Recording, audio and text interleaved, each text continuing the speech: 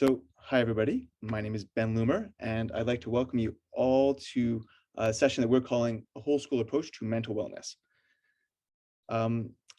So it's with great honor that I introduce this session on mental health and wellness.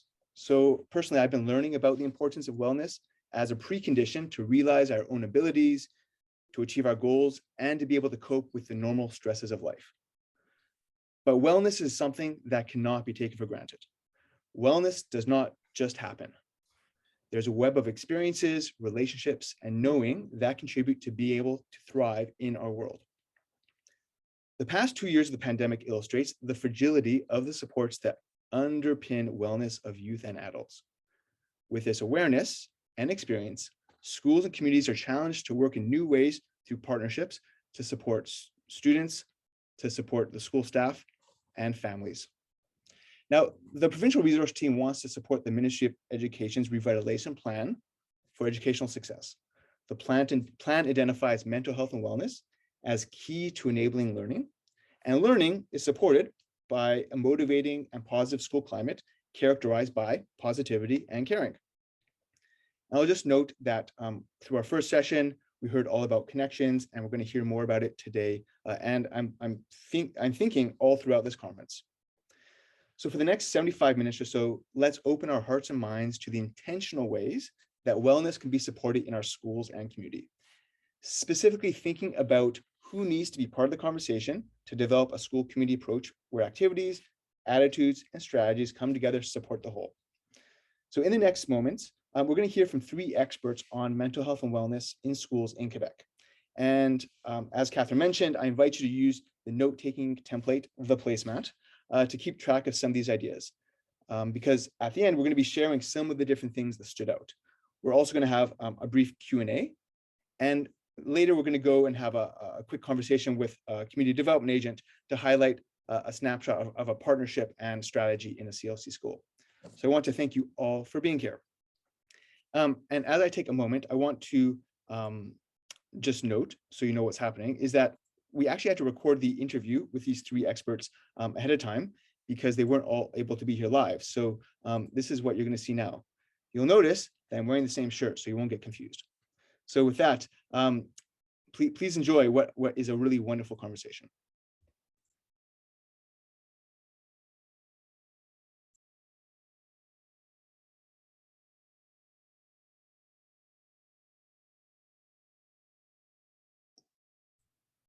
So it seems to be taking a little bit longer to load. Do you want to try stop sharing and sharing again?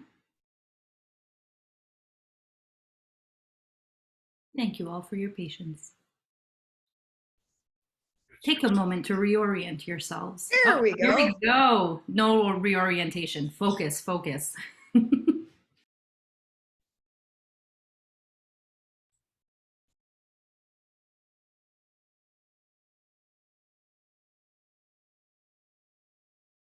It's good, Catherine? It is. Let's hit play and hopefully it will unblur. Oh, there we go. We can't hear it though. Okay, here we go. Hi, everybody. My name is Ben Loomer, and I would like to welcome you to a really wonderful session that we've called The Whole School Approach to Mental Wellness. So today we have 3 excellent guests who know a lot about mental health and wellness in the Quebec English school system. And I look forward to having a great conversation all about the needs of different schools, communities, and ways that we can work with governmental and community organizations for the benefits of our students and families and teachers. So first, I'd like to welcome Jana Gillis, who's a family outreach and mental health consultant with the Lester B. Pearson School Board and the Center of Excellence for Mental Health.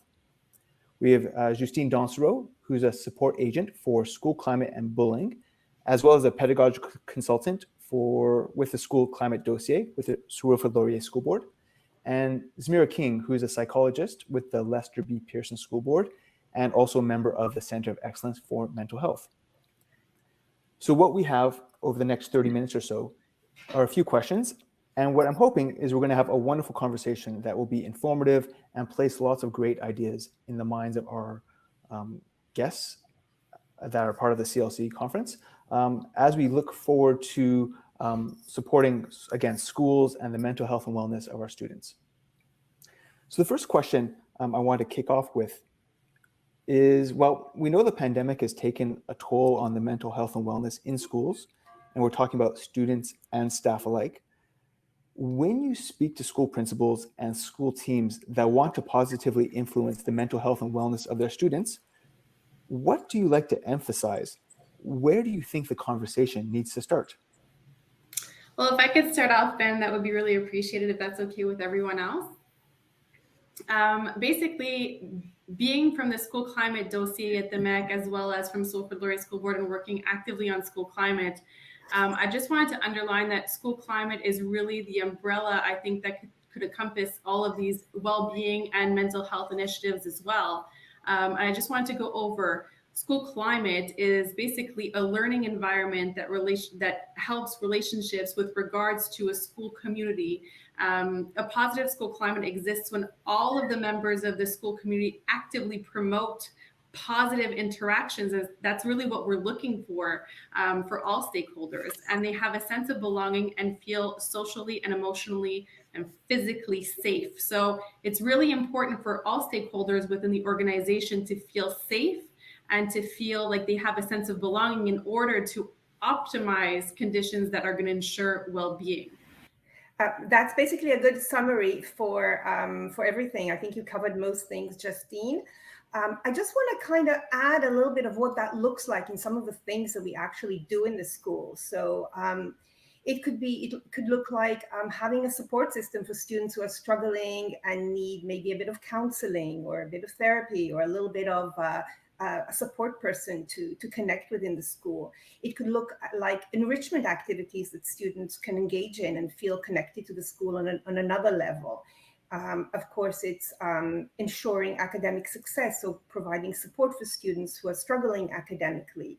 And of course, students want to feel like they matter. You talked about belongingness. So in order to create that feeling of belongingness and a feeling that you matter in the school, there are a lot of initiatives that schools can take to have kids participate in activities and different projects that involved creation and social engagement within the school.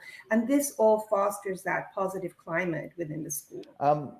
This is a good segue to the next question. You know, the conversation we're having now is in the context of the CLC approach, which is all about building school community partnerships.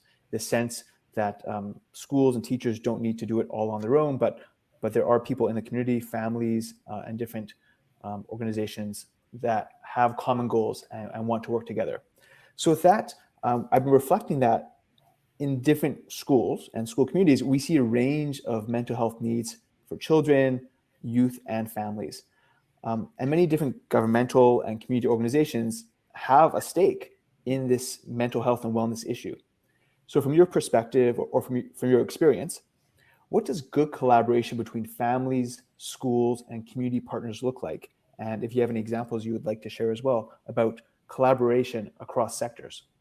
Mm-hmm.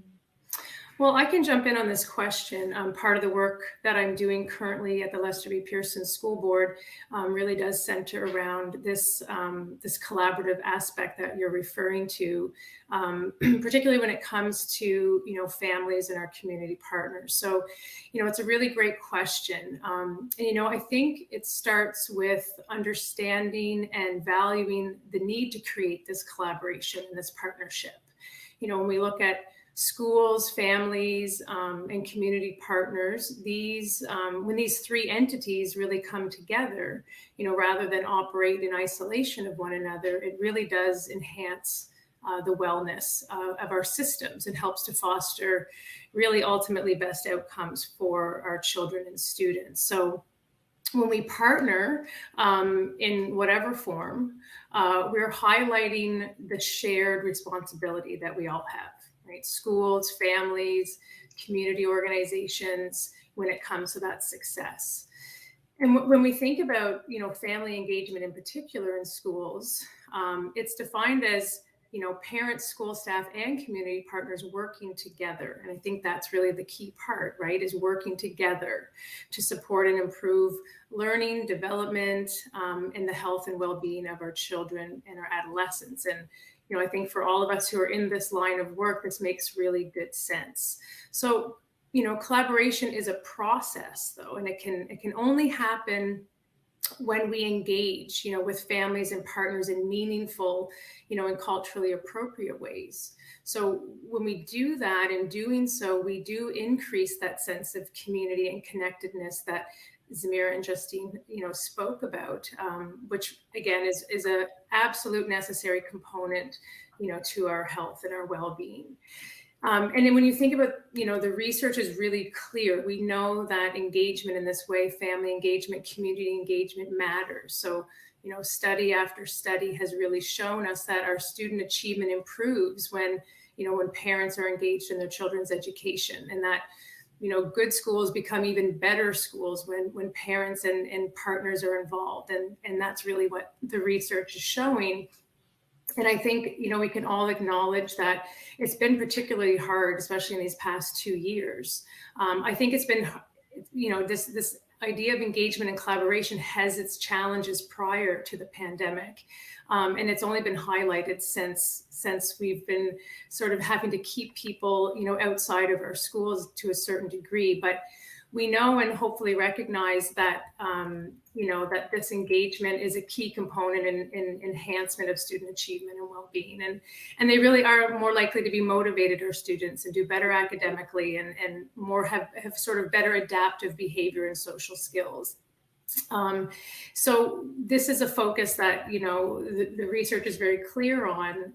So how do we promote and how do we build this? I think like any relationship, these collaborative partnerships, they need to be nurtured, right? They're formed, they're cultivated. They don't just happen sort of automatically. So when we make an effort, and this is maybe part of the what can we do, when we make efforts, to really understand, to explore the needs of our communities, not only do we create this sense of trust and belonging, but it also gives us the opportunity to ensure that parents and partners, through the support of our partners, have the tools they need to be active, participants in their child's educational experience. So it's about building personal relationships based on respect and mutual understanding, and sharing with families and including them in the vision and the discussions that are taking place in our schools. How do we align family and community collaboration with our larger sort of sense of school success plans? I know this work is happening in our schools and through our CLCs. And, I've had the pleasure and the honor actually to do some of that work in CLCs in Lester B. Pearson. And I would be, very interested to hear, from this group about the various forms of collaboration that are currently taking place. So, I guess in short, for the purpose of our discussion today, community and family partnership, and collaboration is essential in creating these types of communities that we want to work and thrive in. And that's really fun. And these partnerships, though, they do require us to think intentionally, to put thought to how we can work together. What are we seeking to impact? What are the needs, we're trying to address? And how does that fit into a larger vision of a school community? Yeah, thank you, Jana. That was well presented in terms of the different things that we mostly need for in terms of collaboration. However, I want to just point out that when we talk about mental health issues, when we talk about people's kids and generally students struggling with their mental health, we have to remember that mental health difficulties don't just happen. They don't just emerge from one day to the next. They usually are a product of ongoing unfortunate circumstances, maybe difficult or profound events in a child's life. And it's something that we usually refer to as a social determinants in terms of mental health and well-being. These are things like bullying or poverty or instability at home or loss of a parent, violence, all these sort of things that perpetuate a child's life can lead to those mental health issues. And we know that the quality of life of everyone, this is not just children, but our quality of life in general is determined by these circumstances around us. And in order to have what we call flourishing or well-being, we do need to have a certain amount of quality in our lives. And for kids, we know that kids and young people in general, this is really dependent on the success they have in terms of supportive relationships in their lives. So we know that dependable, supportive relationships can help kids thrive. And this is relationships with their parents, with their other caregivers. And we also know that parents struggle. And we know very well that when parents are struggling, where their quality of life is far from ideal, whether it's life circumstances, whether it's mental health issues that they're struggling with, they are not able to provide those supportive and dependable relationships as they're, in the ideal way the kids need. And when I think of collaboration with community, I feel that we do need that collective responsibility in helping families and parents be able to be the kind of caregivers that they need to be. And that's where I would sort of direct some of the help that I would ask in terms of collaboration from community services.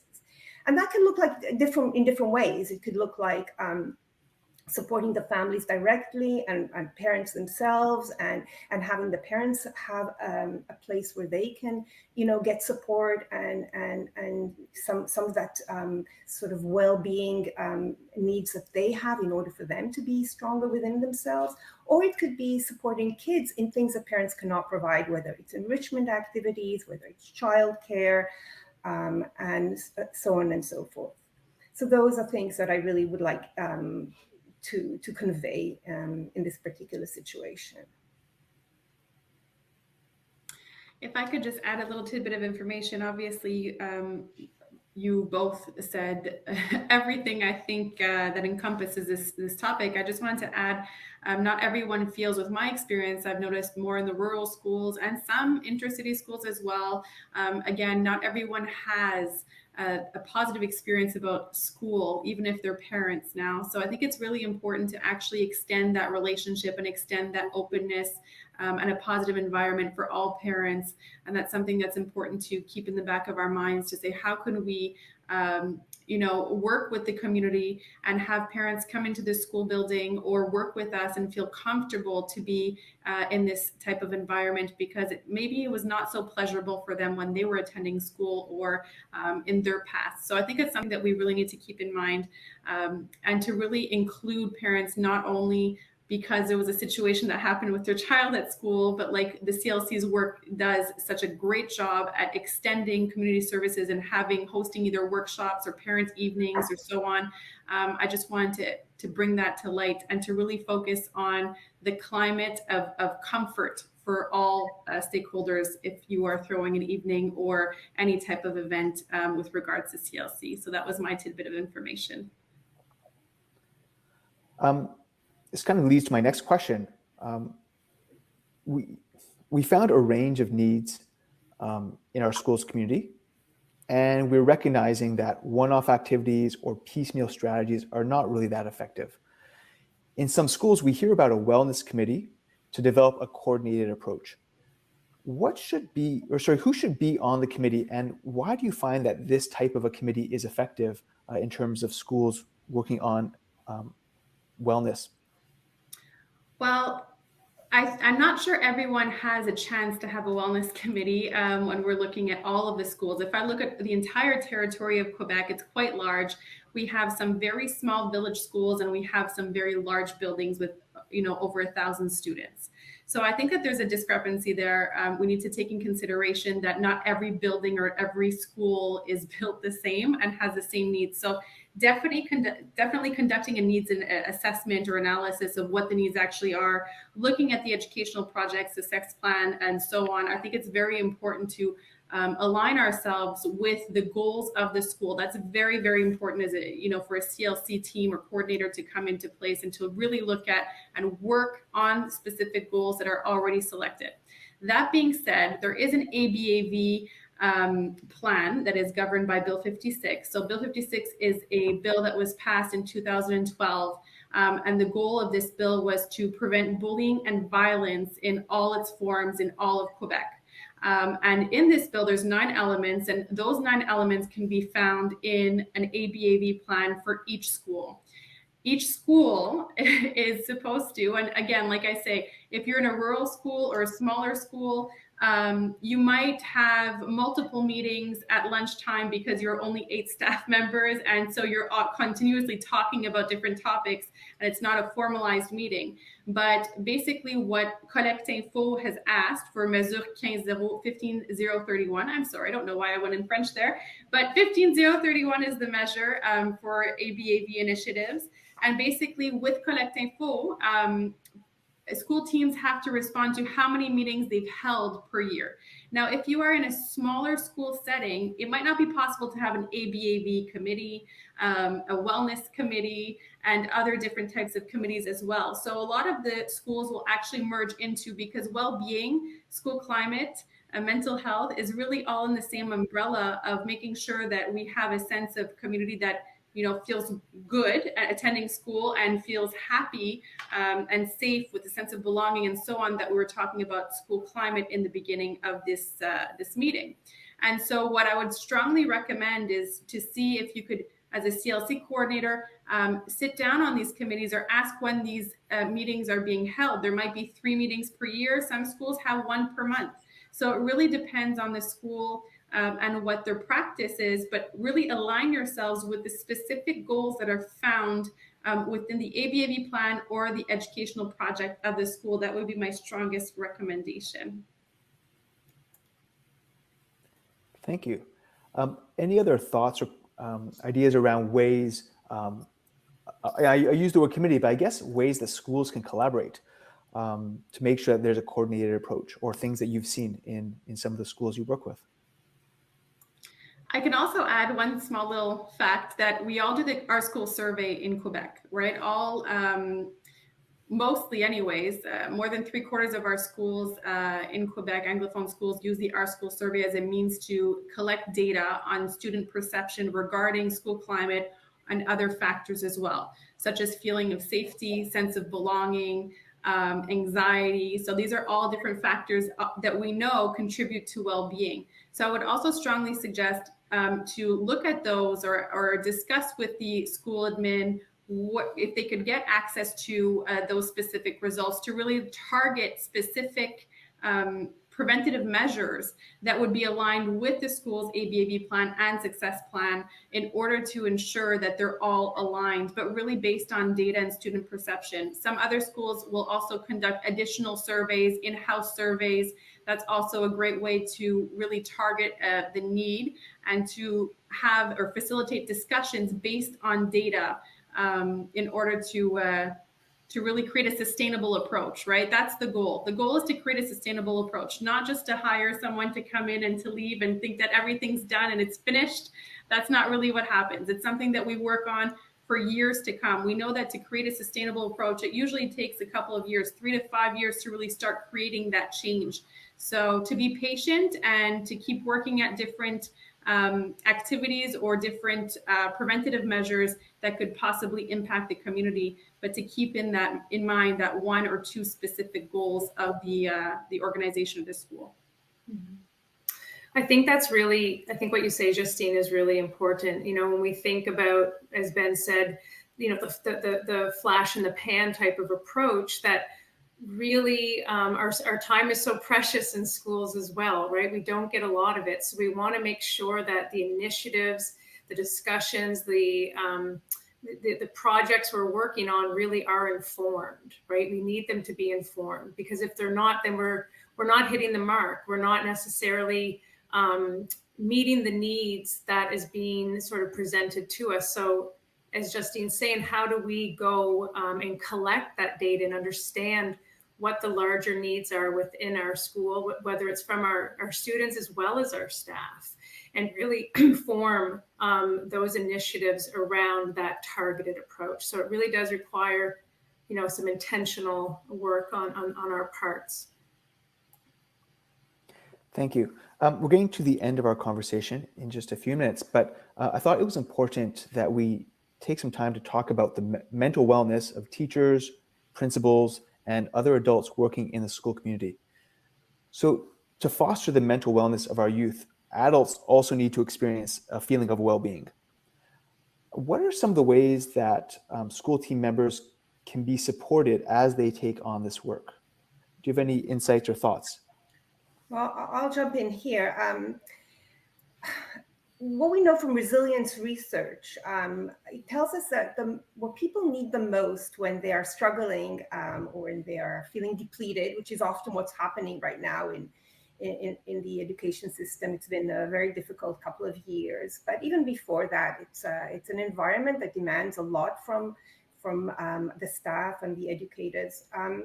So we know that the things that really work are being supported from others. It's a support and connection and caring that we get from people around us. We often talk about individual kind of wellness initiatives, helping individuals maybe have sort of different activities, like, participating in exercise. We talk about good sleep, good nutrition. All these things are very important, and they're very important to our well-being, but they're not enough, and they're not sufficient when we're talking about this kind of well-being that is really, very, very necessary within a school. Just as I said, when the goal is to help parents be able to feel more competent within themselves and have their support. The same goes for staff members. And we know that the way we provide the best support, the way communities help each other when they're faced with difficulties, with natural disasters or difficult situations that affect everyone, and this is a situation that affects everyone. It's really having someone to lean on, knowing that there's somebody you can rely on and to be there for you, maybe to help you out, maybe just to listen. But those kind of collective ways of supporting each other seem to be what the research is telling us that people need the most, and seem to be the most effective, definitely within school systems and within other organizations. I would just echo what Zamir is saying. When I think about some of the schools that I've had the privilege of working in, it's not that the challenges between schools necessarily differ that much. I think, though, what makes the difference, to Zamir's point, is seeing the way that staff do engage in this concept of co-care, right? How we take care of each other amongst and amidst the challenges that we're facing. And when that is strong, you feel it. You can actually sense it in the building and in people. And we do a lot of workshops, and Zamir and I, for example, had done quite a few last year around wellness and going to schools, or I should say online, and talking to them about how they are sort of staying well. And that, I think, was the theme that really ran through, was the ability to rely on one another, whether that was your teaching partner, your administrator. And yes, we have the people we lean on outside of our workplaces, but there's a necessary component within our workplaces of support. And I found that those were the places that were able to be the most resilient, when they had that cultural connected piece sort of built in. And despite the challenges, we sort of knew we had that support in one another, which really buffered people against the stress. I would also add, if I may, that toxic positivity is something that we really need to be cognizant of. The concept of co-care, absolutely, that's something I was going to add. Thank you so much, Jana and Zamira. You guys definitely covered that extremely well. I hosted an event with Dave Melnick, who is from Vermont, and he is a director of a mental health facility in Vermont, and he was saying you can do all of the yoga, and yoga is great, and you can go running, and you can eat really well, and you can sleep, but if you don't have the co-caring at the end of the day, that's going to be a huge piece that's missing. So I would strongly suggest finding someone within your milieu that you can actually develop that relationship or make a cognizant choice to have that co-caring relationship and say, hey, you know what, we talk, multiple times a week. Maybe we should just carve some time in 15 minutes here and there to actually touch base. So that would be a really good way to go about it. But to also, if we're looking at toxic positivity, saying, oh, you're resilient, you can do it, don't give up. I caution everyone with regards to toxic positivity. I'm sure, Zamira, you might have a little bit more to add than I do to that, but I just wanted to drop that point because doesn't feel good. When you want to actually talk about something, you need to, be validated that your feelings are maybe accurate to yourself. And for someone to actually say, no, everything's going to be fine, don't worry. The slogan for COVID, ça va bien aller. Well, I'm not so sure that that's really helpful. I think it's helpful in the beginning that it's going to be okay to be reassuring, but when we're looking 2 years down the road, is it toxic positivity at this point? And, it's okay that people are struggling, and it's okay that people want to talk about it. Maybe not with everyone, but if you have that caring person in your life that you can have that discussion with, I strongly suggest that. Go ahead, Zamira. I'm sure you want to add to this. Yeah. No, I agree with everything that you said, Justine. I agree with it, and I see it very clearly within my the school environments that I work with.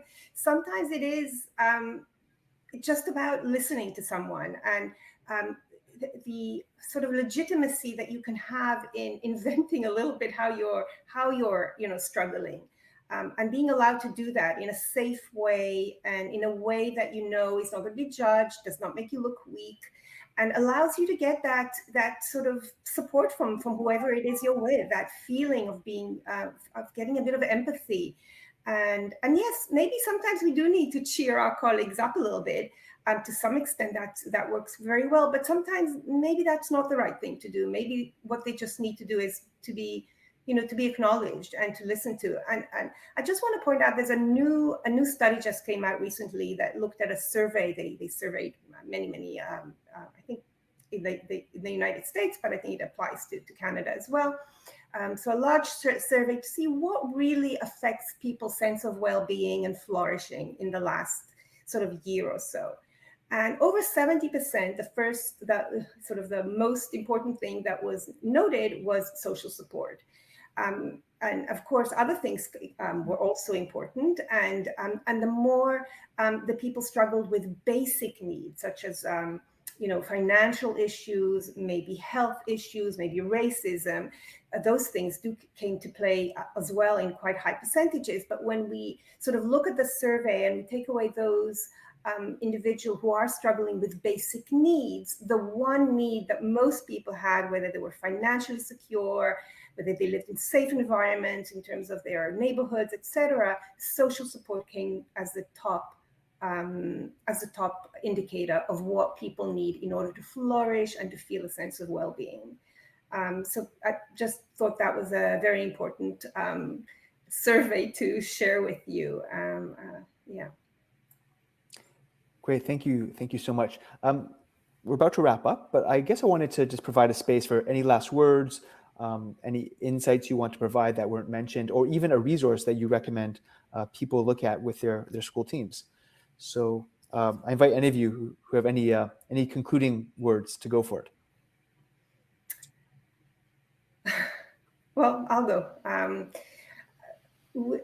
I've been working quite a while within the school system. It's been many years, and I think the one thing that maybe we often try to talk about evidence-based, and of course we do have evidence and research backing this, but just from my own personal experience, one of the first things that always I try to convey to some of the interns that start working with me who are learning to be psychologists, or new people who are coming to the school to work in some capacity, is the importance of that connection, that relationship that you have with the students, and as well to look at the child as a whole, the child's behavior, the child struggling at that moment with whatever mental health issue or behavior problem they're having. That comes in a context. That doesn't come in an isolated situation that the child is having. Normally, there is more to it than just what we're seeing, and that requires the whole community to provide that kind of support and help in order to move forward with any difficulty that we're having, whether it's mental health, whether it's learning issues, or any other struggles that we're experiencing. I would like to add that if you have any school climate related questions or would like to work on school climate, every school board has an agent pivot. But if you are the CLC coordinator working on different projects, I would strongly suggest you discuss this with the school administrator and to find out who the coordinator of the ABAV plan is. So that's the anti-bullying, anti-violence plan of the school. Some school boards call it a safe school plan, which sounds a little bit less negative and nicer. But I just wanted to remind everyone that that is really who you should be addressing yourselves first. So it'd be the coordinator, the administrator, and then if you would like to work on school climate, within your different schools or your territory, then you can reach out also to the agent pivot that has been in your school board to really work on different elements of school climate and to get a couple of different ideas or different studies or research-based or evidence-based practices that could really help within your community. And I think I would add in closing, we kind of threw a lot at you today. And when I think about sort of the community and family connectedness piece, I just encourage people to, start small. These aren't giant steps that we have to take. If we think about what small, meaningful act can I sort of engage in that's going to help build that sense of connectedness and community, as Zamira pointed out in the study she shared, this really is at the heart of being human beings, right? Is we do better when we are connected. We don't do so well in disconnect. So what small act and these little actions, go a long way. They tend to have a snowball effect. I was speaking to a mom a few weeks ago who expressed, having a really difficult school experience herself. And as her child is in elementary school, she was very appreciative of the ways in which school has transformed her experience with school, through small initiatives of even just having open lines of communication and encouraging that outreach. Parents want to be involved. And I think we've gotten to a point in our system where we are somewhat less connected than we've been, and the pandemic has not been helpful in that regard. So little actions go a long way. And if you'd like to discuss further ways to sort of look at family and community engagement, then of course we can continue that discussion. Great, thank you. I would like to thank all of you for taking the time and sharing your message, just sharing your insights into this really important message, really important area. And I'll just say that, it's nice talking to people who are working in the English school system around Quebec, knowing that you're with us. If there's any questions, that we're a team, we're in this together. And so on behalf of all the CLC community development agents, again, thank you very much. This is very insightful and great resources and insights to hear. Thank you again.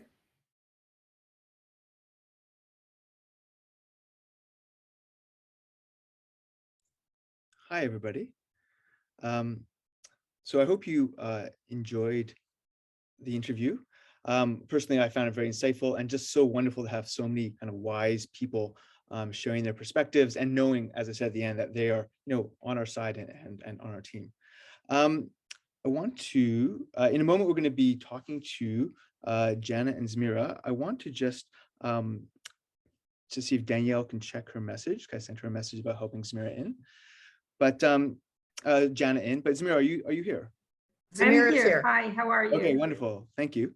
Jana's going to join us in just a moment. Yeah, she's been having trouble zooming in. I've been trying to help her figure out what's going on, but I think maybe she'll be joining us soon. Exactly. And I see Danielle's helping her. So I thought maybe just to give her a few minutes to get to join us, let's hear some feedback from our audience, our participants, about anything that stuck out. So any kind of aha moments, anything that you wrote on your placemat that kind of stood out to you that you wanted to reflect back on.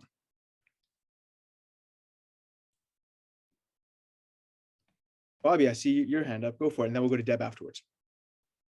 The one thing that we always somehow we take for granted and forget, but always need to kind of come back to, is that in order to foster mental health wellness in our youth, we need to make sure that our adults feel supported first, because if they're not feeling supported, it's that whole thing about how you can't give from an empty cup.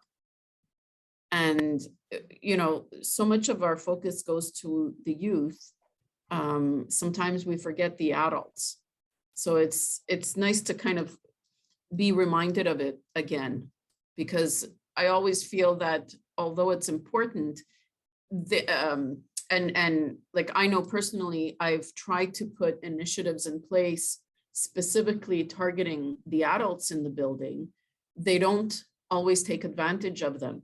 They always kind of say, you know, well, I don't need that, you know, focus on the kids, forgetting that they also need that outlet or that support, that you know, relationship building between themselves, each other, and other professionals. So it's good to kind of be reminded of it again. It reinforces that.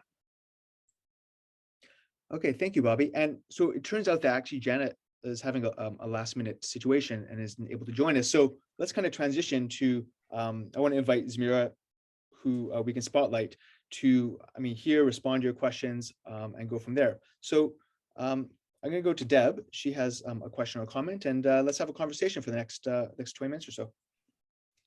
Go ahead, Deb. Ben, it's this Deb, right? Because yes, Deb Fulton. Excuse me, Miss Deb Fulton. That's okay. Thanks, Ben. No, just a couple things stood out to me, but these are ongoing. This is not necessarily specific to today. I think just to comment or cap what Bobby just said is the analogy that was used not too long ago, possibly at this conference already, that, you know, in order to support students or to support our school community, it's like being on an airplane. You know, you put your own oxygen mask on first before you turn to your passenger or to your child or whatever on the side, so that you are taking care of yourself prior to trying to take care of everybody else. So I think that point for the adults in the building, the educators themselves, is a very, very valid point. And we have seen the toll emotionally and otherwise that you know, the last few years have taken on the adults and the persons that are being asked to support others, particularly our students. So I think that's really important.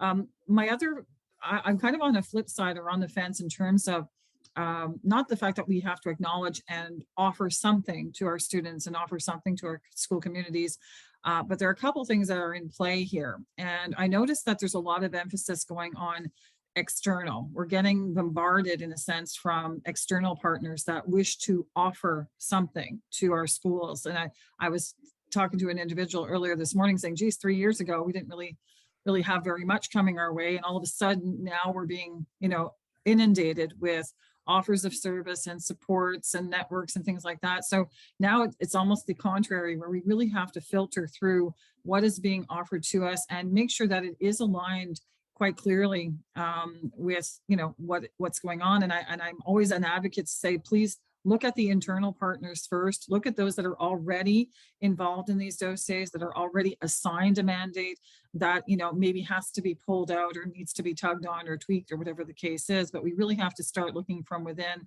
as much as we take advantage of our partners, because partners are partners. It doesn't really matter where they come from.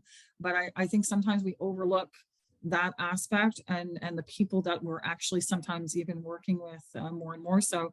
And my last comment, and you've heard this before, for anybody who knows me, is the quality of.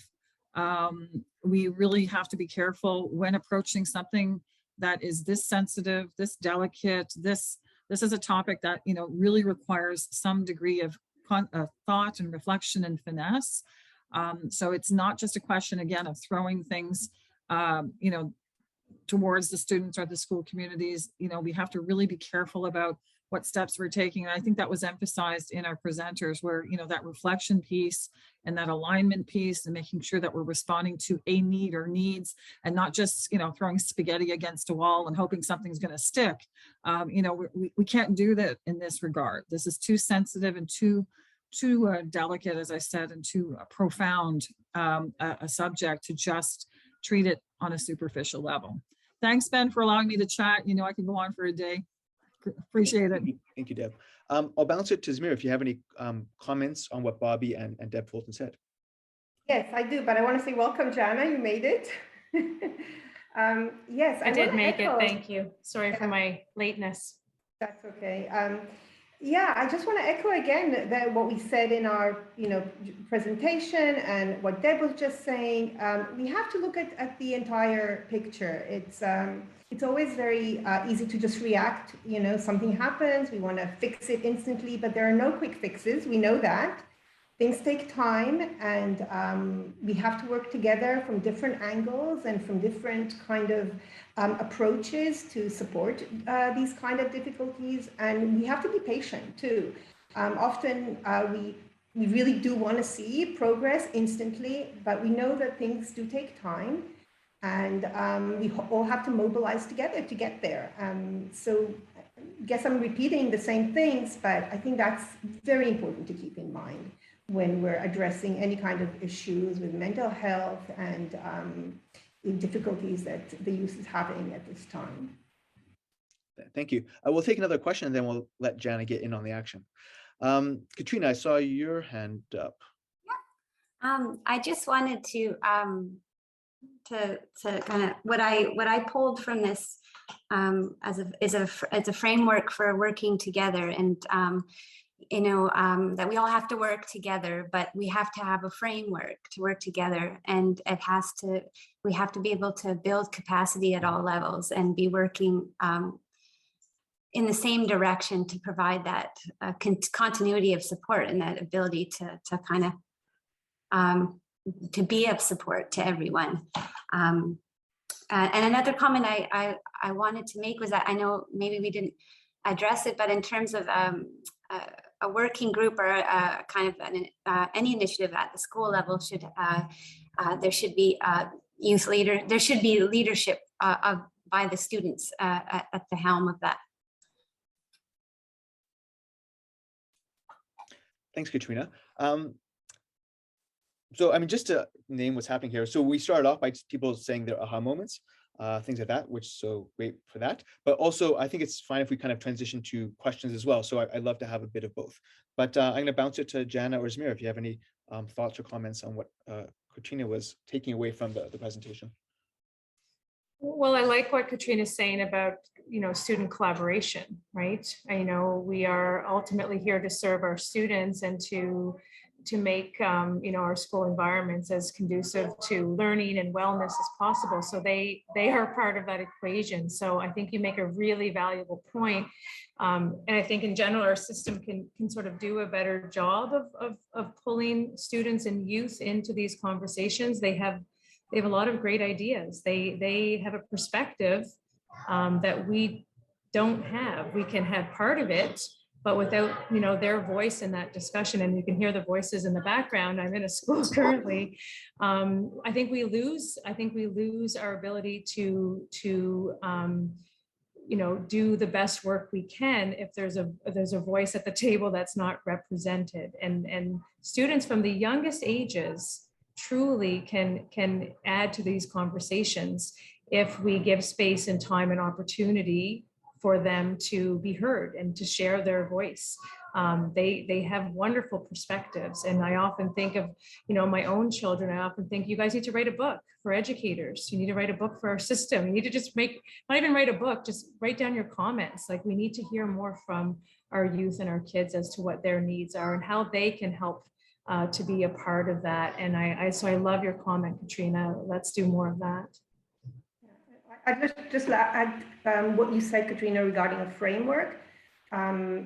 I think that's very important. We do have guidelines. We do have ways of approaching things in particular ways. In different schools, it might be a bit different, but generally it's, it's on the lines of certain parameters or steps that we take when we are confronted with a particular difficulty with a student, or even if it's a school-wide difficulty that we want to address. We do have, as we mentioned, either committees or resource meetings, and usually it starts as a team approach, and we do kind of try and follow certain steps and, follow a kind of a sort of idea of who's going to take on what within that kind of intervention, who's suited, who is the right person to take the approach in certain areas, and what things are available within the school. So yes, the framework is very important, and it is something that we keep, I think, working on, and it keeps evolving. But it is a very important way to approach it. We do need to have that kind of guideline for these sort of things. Yeah. And just sorry to add to that, what I think I was trying to get at too was that from the school supervisor to the teacher to the support staff, like that everyone is on the same level of understanding, the same, there is a pathway and an understanding that there's no walls, that everyone is aware of the approach and the passage for support. Yeah. Yeah, very important that everyone's on the same page and taking the same direction. There's no conflict in the way we approach a situation, and no sort of different angles that we're going at it, which can be conflicting in itself, right? We really want to be on the same page. I agree with you. Absolutely. And I'll add to that the school board as well, and the importance of tapping into the different resources, because each school board is unique and different, and making sure that alignment is there as well. David, I saw your hand, but I want to just ask a question which maybe links a bit to the youth voice. Deb Fulton asked back when we were doing the presentation, what distinguishes a wellness activity versus an extracurricular one? So how does the CLC make the determination that such an activity targets a goal? So I guess I'm interested from the perspective of people in the room here of, is there a distinction? Do they complement each other? A wellness activity versus an extracurricular one? Any thoughts around that?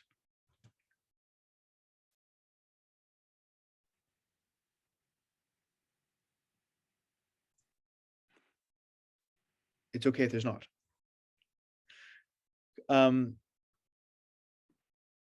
So it seems Izmir is just having some connectivity issues. So David, let's go to you. Hi, thank you. I was curious in the presentation, I believe it was you, Zamira, who was talking about the resilience research. And that really resonated with me too, especially creating resilient teachers and then creating resilient students. You talked about the support connection, which I believe is like if we do a Venn diagram, it's something for both parties. Is there anything that we need to be mindful for creating resilient students over comparing resilient teachers, something specifically just for the teachers compared to something specifically for the students? Okay, so if I understood you correctly, we talk a lot about how to promote resiliency in kids and how to support kids within the school system, but do we have something that is unique for supporting the teachers or the staff in the school? Is that what you're asking? Yeah, and vice versa, right? What's unique for just the teachers and what's unique for just the students? Because I believe the support connection, it seems like it encompasses both. But is there something unique, I guess, would maybe be a better question. Well, in terms of unique, I wouldn't put it as something uniquely different. I think that support does come from, as we mentioned, from that social support and connectivity and working together that is probably the most important thing that will help in terms of resiliency for teachers within any school, but in your organizations as well. It's that cohesiveness, that they can work together and support each other and not feel alone, right? We say the same for kids. So that's maybe not quite unique for kids, but maybe it's done a bit differently. The way we would connect with a child and have the child have connection and social relationship or attachment to adults around them is a bit different than what we would suggest for the staff in the school and how they can connect and support each other. So those are a bit more unique in terms of our approach to teachers. And maybe Jana, you could add a little bit about that. Yeah, I think what you're saying, Zamira, in terms of, the sort of nuts and bolts of it are not different, but how that plays out, in the day-to-day and how we operate as a school, and someone had just mentioned being able to carve out the time and the space. So I think a lot of that connected piece or that connection that we talk about, whether it's informal or formal, we have a lot of that sort of happens on the fly, right? We work together, we communicate, we share ideas, but then how do we also, how do we formalize this type of support as well? Like, how does our system help to carve out time and space, as was commented, to facilitate this notion that connectedness does need time and space? We're all very busy and we're often in our own little kind of classrooms or silos, which can lead to a sense of disconnection. And of course, COVID has perpetuated that immensely. Especially, I think we're slowly coming out of that, but you think of times, or maybe this is still currently happening, where staff are not even sharing meals together, right? So how do we cultivate opportunity, right? If we don't have the opportunity to connect, it makes wellness very, very difficult. So we need to think, I think we need to think intentionally about how do we provide opportunity. And it doesn't even have to be necessarily, facilitated opportunity or structured beyond, carving out some of that time and space. And again, my thinking is we're going to have to work hard at bringing some of this back, because it has been eroded.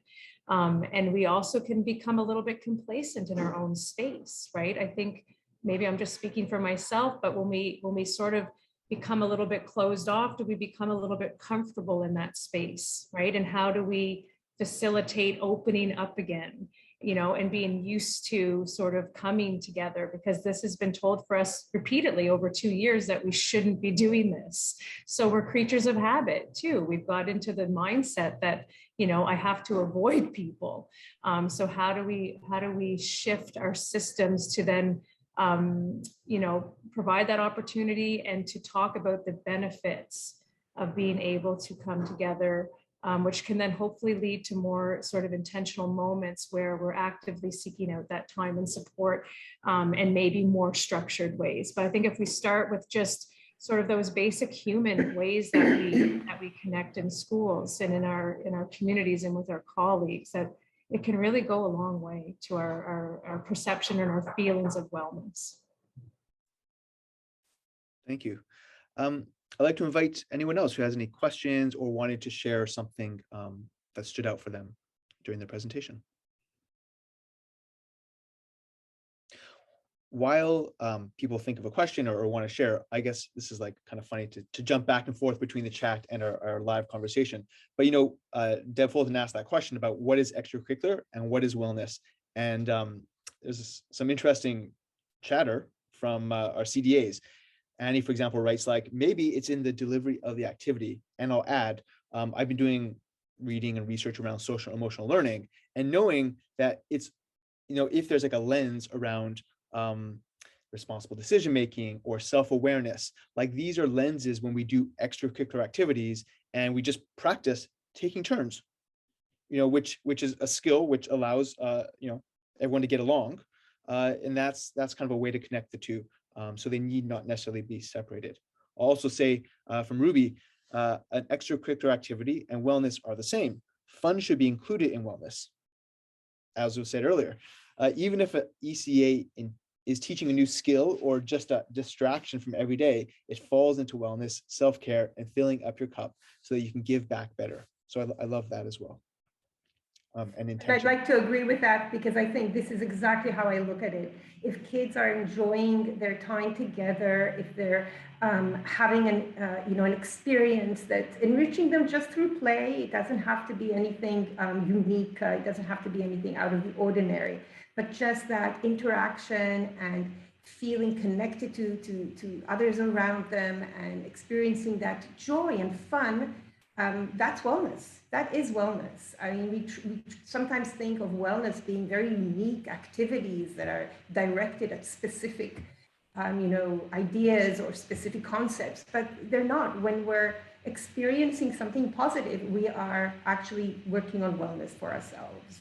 And it could be such a big variety. It could be going for a walk. It could be experiencing just some art and something that's creating, interest and curiosity in us. That's also wellness.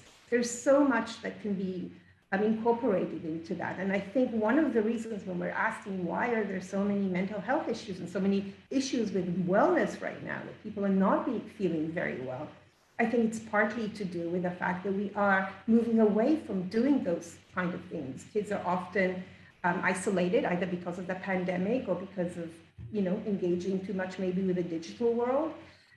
Parents maybe are very busy and unable to provide the kind of sort of other enriching activities and opportunities for kids. And that's kind of lacking. I mean, if we compare how much kids are now, engaging in those outdoor activities compared to the way they were 20, 30 years ago, it's a big difference.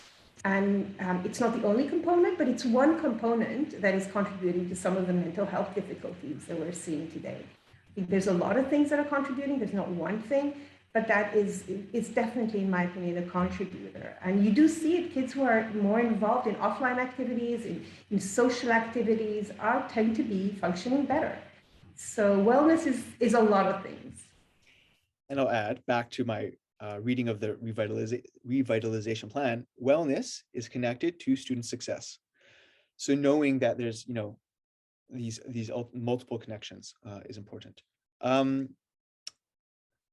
Katrina, you want to make a comment or a question? Yes, I wanted to make a comment regarding, I know I'm sure we're all experiencing the same things where there's more of a need for support services, but there's just, there's only so much and there's such a great demand. But to me, I feel again and again that comes up in what I'm doing is the opportunity for capacity building, in that we should see our support services beyond our psychologists, beyond our guidance counselors, that we all have the capacity to support each other, not at the same level, but we all have the capacity to improve our social interactions, or a way that we can actively listen and support one another to improve our wellness and our well-being. And in terms of the school environment, it is, I think of examples like just the social emotional learning, first aid, mental health first aid training for all, building leadership skills in youth to kind of for peer support. It's just that we all have the ability to build our capacity and that to alleviate some of the stress by that kind of preventative care that kind of brings us all up. To put less stress on those on our services, on our support services. I don't know if that makes sense, but thank you, Katrina. Other questions or comments? We just have about 5 or 7 minutes of this section before we actually have a conversation with Katrina about something awesome she's doing. Any other thoughts, comments, things that stood out that you wrote on your placemat?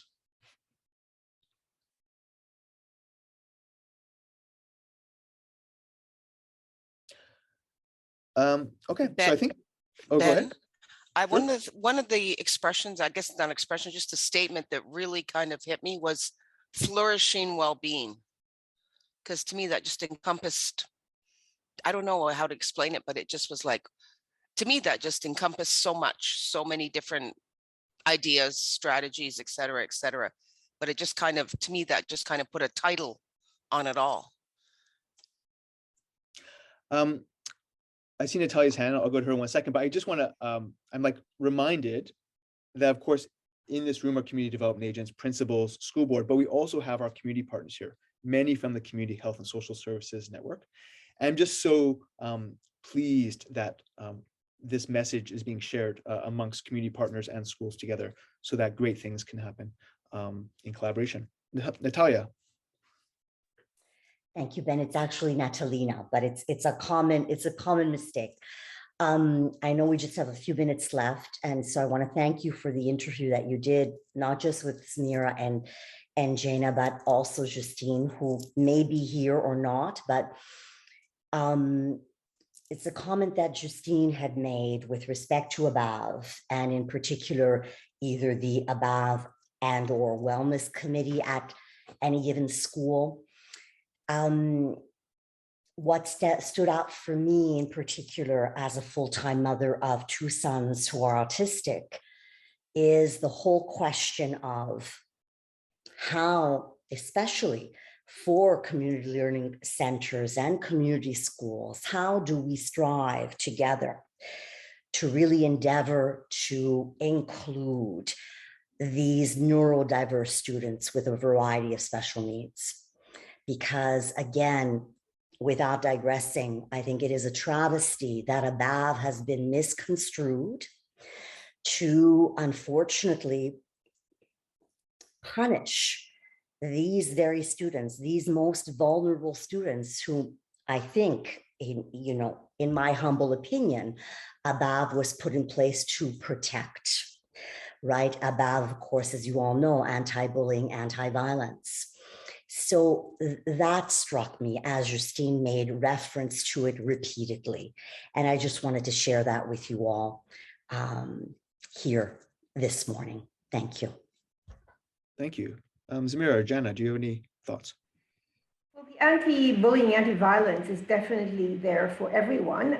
But we know that kids with special needs tend to be probably struggling with these kind of things a little bit more than other kids.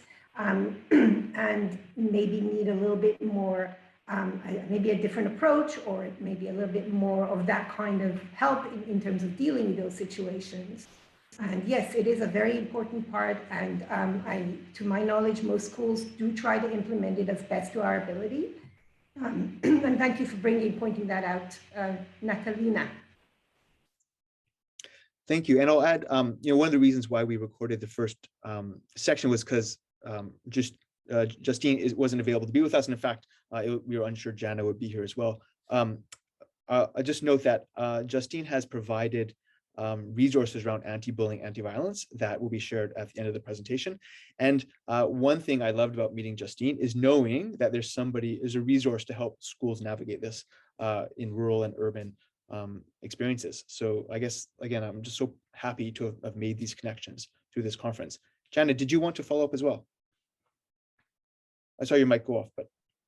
I think I just want to follow up to the last comment that is in the chat about, acknowledging, accepting where we are at personally. And I think that's a really important comment that Lynn makes. I think recognizing that, we are human beings who come into this work, every single day, and we're in supportive roles, right? We're in this work to enrich the lives of others, and at the same time hoping to obviously enrich our own lives in the process. So, to take a step back and to do that check-in with ourselves and to ask, what is it that I need right now, to be able to do this work and to do this work well.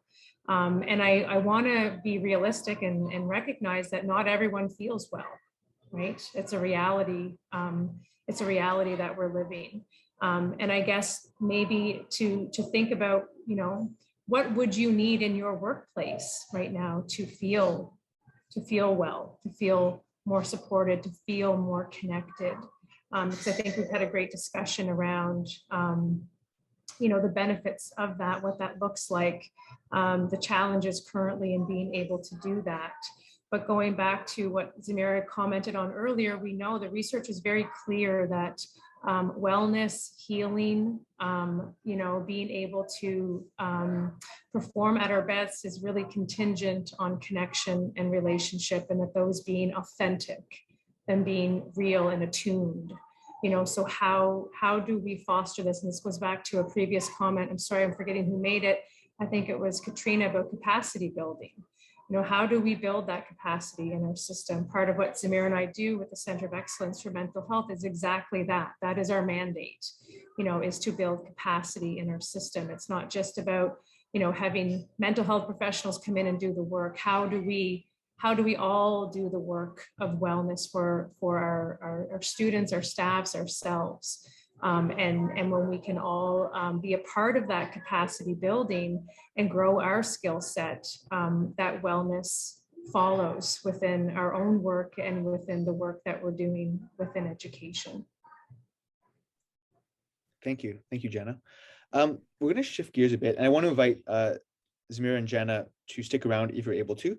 But when we recorded previously, Justine had kind of dropped this comment in around like, I would love to hear about what school community partnerships are happening in CLC schools to support health and wellness. So I took that as an opportunity to contact Katrina Driver, who we've heard from a few times with some great comments, because over the last few years, she's been involved in some really innovative, I guess, helping with a really innovative program that I wanted everybody to hear more about. And I've been kind of following this story for the last 3 years, and I've been quite impressed by how it changes and evolves over time. So, hi, Katrina. Hello. So what we're going to do now is kind of just hear a story, and then we'll have some time for questions and a general conversation wherever it might go. But you're at Laval Senior Academy with the Stewart Laurier School Board. And my question basically is, can you tell us a bit about a mentoring circle for students and teachers that have been established over the next few years? Over the past few years. Sure. So we have been working with mentoring circles for the past 4 years, and how they initially were established 4 years ago. We were looking at mentoring support for our students. Mainly, it was actually for our male youth who are having difficulty struggling with relationships, behavior issues, academically, just offering mentoring support for our youth. And we have a wonderful educator here at school who is our primary connection with the community partner, Alex Von Miller, who is involved with mentoring group for several years outside of the school, supporting young boys. And it was through his involvement with Boys to Men Canada, a mentoring group, that we were able to establish a group, an after-school group for young men at our school. And these mentoring circles are made up of both teacher and community volunteers. And in particular with our school, when we reached out to our local community partner, Agape, and our senior wellness center, and we recruited and welcomed in seniors into our mentoring circles. And so as an after-school program starting off with young men, we had a group of seniors, staff members, and a group facilitator support youth, just holding circle. And that is, our circles are really about holding a space, a brave space, more so than a safe space, a brave space for students, staff, for community to be vulnerable and share authentic voice with each other, and to be active in supporting one another, and to really promote self-care for one another. Our circle started off as a after-school circle for young men, and we saw the need and the interest to offer a circle for our young women as well. And this came about also with needs addressed through our support staff and teachers who wanted to be involved in supporting young girls. And so we reached out again and involved our senior members and put together an after-school girls group. And both groups were facilitated by two wonderful community facilitators, and they provided, I was one of these mentors in this circle, so I've had the opportunity to both coordinate and experience and become develop my mentoring skills within these circles, and to support and be in a space that was really about being in a space where we could be on equal platform, and that we could be of support to each other and develop a way of being that extended beyond that circle, that it connected us within the school environment and extended the feeling of support and belonging within the school. And then COVID hit, and our after school programs continued into the online platform, and with sort of cycles of success and kind of slowing down with the challenges of online and creating a safe environment and feeling the right kind of environment. We had our boys to men circle continue and thrive, and our girls circle, the way that it ran, it felt that it ran much better as a in-person, and so that became something we put on hold, and our boys to men continued and was able to expand beyond our school to be connected with other mentoring groups within Montreal community, the other boys to men that are also functioning within the Montreal area. So we were able to, through the online platform, be able to kind of expand our support to other students and other groups within our area. And in continuing into re-entering school in the time of COVID, we saw that this practice, that this platform, we saw the struggle with of course, with us as a staff and what we were going through, and seeing the way that we were in circle, the way that the support that this type of mentoring group provided, that it could be extended to staff and contribute to a better sense of connection, a way to be able to share what we were experiencing, and a way to be able to support one another and contribute to how we could support our students in the classroom. We've, in the past years, we've been offering support circles online with staff that run every 2 weeks. At one point, we also had extended it to the board and ran specific sessions with staff that participated throughout the school board. And we also initiated a parent support circle as a result of the work that we were doing with our other two circles. A circle online program where parents could come together, and a group that was facilitated by one of our key facilitators to provide an opportunity to share what life is like for parents right now, and to help support each other. So from one initial program that was started, we saw the benefits in the universality, maybe that's the word, for this approach that could support many members of our school community. Thank you. Oh, thank you. And I'll, yeah, it's just I have so much I could share, and it's like trying to summarize it. And I'll just kind of I'm going to skip the next question because you kind of touched on it, but one thing I want to just note is you mentioned the connections and the relationships that were built. And I just think it's so, hearing what we heard before about the importance of connection and relationship, how as you said, one program is able to have so many different tentacles and threads. But one question before we open it up to the group that I'm interested in hearing about is any insight you have into, I'll call it the gradual process to get staff buy-in and school board buy-in, I suppose, to like a robust approach like this. So do you have any tips? Like, what was it like to kind of get teachers to participate in this brave space? So I just, the thing that really, one of the comments that really stood out by Janice, and that I like said, that's totally it. It's like small, meaningful acts.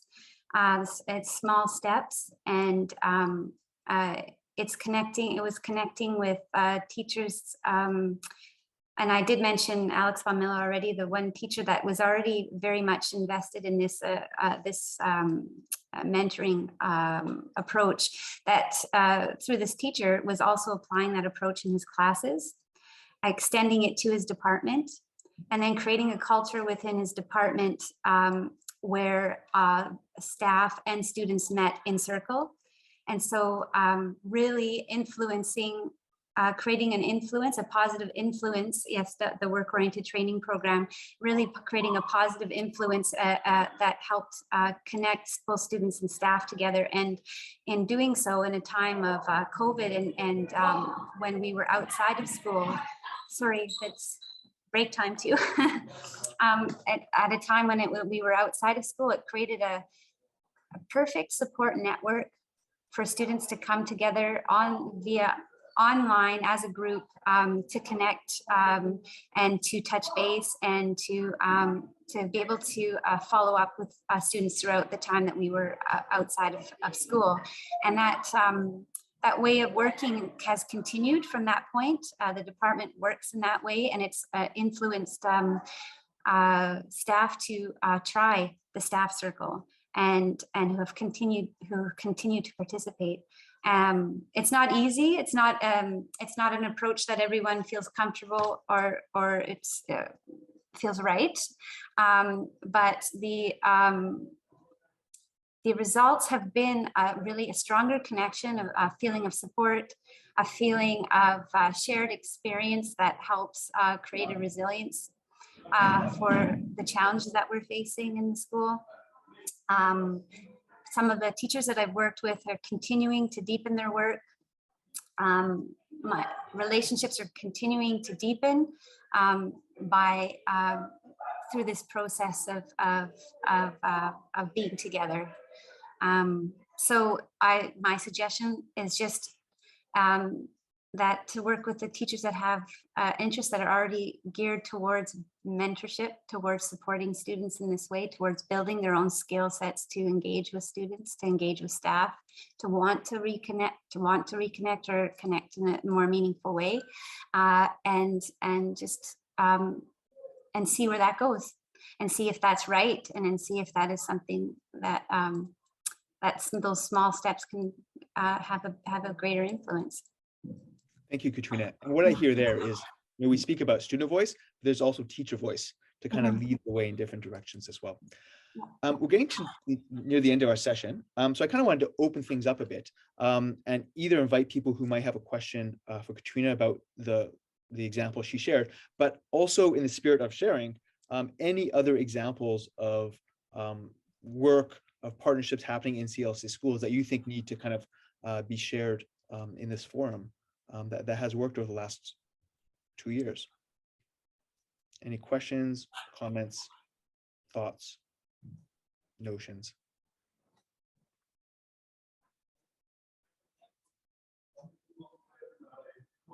Carmen, the mic is yours. Hi, Katrina. Did you find, especially when it came to the boys, did you find it hard to get your students engaged, let alone your teachers? But because I also have a high school, and I think it's a really great idea, and I can see a lot of uses of how I would just love to implement the same program. But when I think of especially like some of my older students, like my Sec 4s and 5s, where I think I would have a problem is actually getting them to open up and participate and in a situation like that and in a space like that. My teachers, I can see less of an issue. It's my students. Yes, it's and it really, how we have approached it in the way that really works is that there is that that connection. It's working through referrals, and it's working with teachers or staff that have a connection with the student to kind of be that, to support that opportunity for them to try. And so sometimes it's even like, would you feel free, the circle's open for you to attend with the student. And it's kind of working with the staff, the connection the student already has of trust. Because a cold step into the circle is very rare. It happens, but it's very rare. So it is really through working with the support staff and all the staff that have to let them to basically we really create awareness of the program and to work with those that are working with students and to really create that bridge for trying this as an opportunity, as a support opportunity for them. So that's kind of how it works.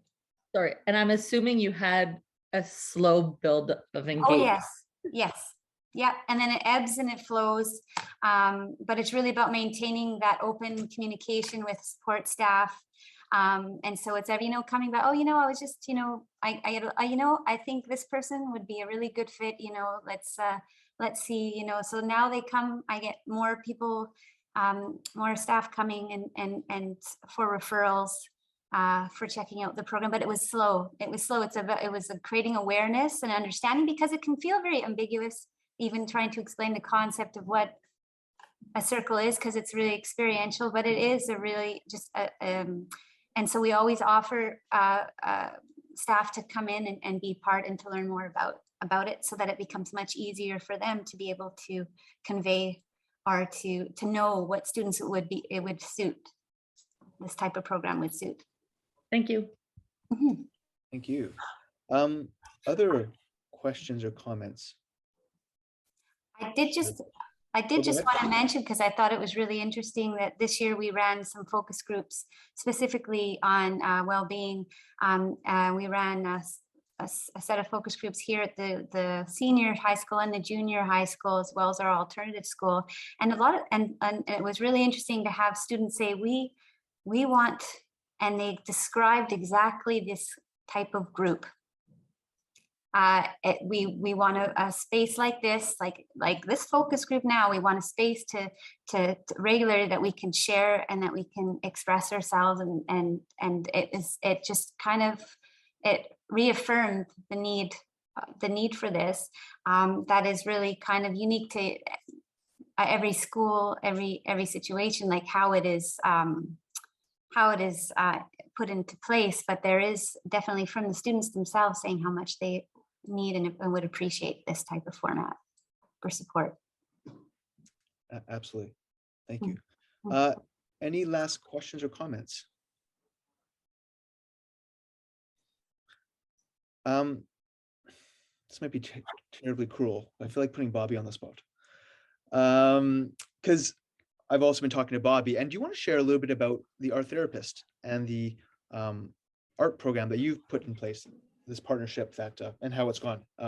I mean, briefly, and then we're going to start closing things up. But go for it, Bobby. I love that idea. So very briefly, we've had, these are mental health initiatives that have been going on here for a few years now. We have art therapy on Tuesday. We have our girls groups on Wednesday. They're happening right beside me in my CLC. And then on Thursday, we have boys groups. And it's been a struggle to get the buy-in from the students as well as the staff, because unfortunately in our school, after school does not work. We're not a community school, like the kids come from everywhere, so everybody takes off at the bell. Lunchtime is when our kids run to recoup, or it's their time. So I can't get them in at lunchtime. So all our groups happen during class time. So that's where the difficult sell was for the teachers. Why do you have to pull them out of my class? But over the years, it has gotten more successful. There's been more buy-in, definitely administrative, push or kind of, what is it, confirmation that this is important. And the kids now come say, Miss, I need to be in this kind of a group. Can I join either the girls group or the art therapy? And we put them where they fit. Sometimes we need to switch them around, but the kids themselves are starting to see the difference in the groups and what they can get from them. Some of the teachers come now and say, I have a student to recommend for the girls groups or a student for the boys group, or this kid really needs art therapy time. And we are seeing positive results coming from them. Sometimes it's just anecdotal, but it's still, because some of the nature of it is so confidential and sensitive. Like, I'm not asking people exactly surveys, but about 2 months ago, I had our senior guidance counselor come to me and actually tell me that just in the short amount of time, she's been with us about 3 years, just in the short amount of time that she's been here, she has seen a change in the students that she's seeing on a regular basis, the language that they're using, levels of depression in them, suicide ideation, and she directly linked it to the groups that are being run. So it is a struggle sometimes. It's a really hard sell sometimes, but when the need is authentic and you are answering an authentic need, it really does pay off. So, yay. Yay. Thank you, Bobby. And keep going. a point I take from your story and Katrina's as well is that it's not very usual that things click in the first time you do it, the 5th time you do it. But if it's a worthwhile program and you stick with it, then you start seeing change over time. I really believe that's the way, as Justine said, change takes 3 to 5 years sometimes. And that's, we gotta persevere in that way. So I'm about to wrap things up. I want to thank Katrina for sharing her story. I want to thank Zamira, Jana, and Justine for sharing that first part as well. And I guess I want to thank all of you that are working as community development agents, as partners, and doing this really important work. We heard from our planning committee the importance of this. I'm hearing it everywhere in terms of resources that are coming out. And I'll just say the trick is how to take information, how to take ideas and make them real in our CLC schools. And that is, part of our role. And so I encourage all of you to look into this, find the partners who want to move in the same direction, as someone said, and see what major differences we can make in the lives of our youth, our school staff, families, and our community. So with that, we're taking a pause for lunch. Some of you are in the same room with your school staff and are taking this time to connect and discuss different ideas that you had, or just continue having like a working lunch in a way, connecting. And some of you are on your own. I guess I want to let you know that we're going to come back at 1 o'clock for our next sessions. There's, if I'm not mistaken, Debbie, 2 choices that people have bookmarked. And we look forward to seeing you. Anyway, thank you all so much for your attention, for participating, and have a great lunch, everybody. Thanks, everyone. We'll see you back here at 1.